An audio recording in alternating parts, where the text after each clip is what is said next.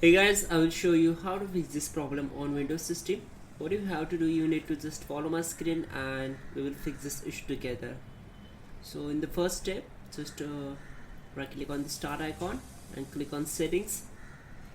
You can also press Windows key plus I key together to open settings window. Now click on these three lines and go to personalization.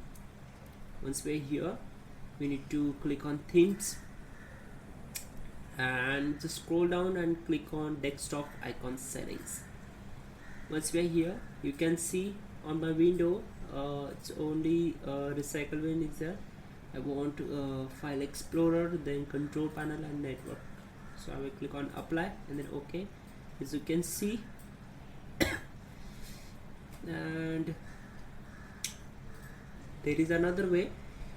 Simply right click on the desktop, go to view and select show desktop icons. Now you can see there is no icon is available.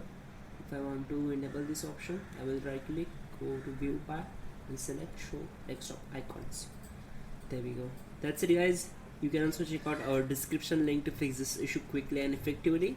And yeah, don't forget to like the video. Please do subscribe the channel.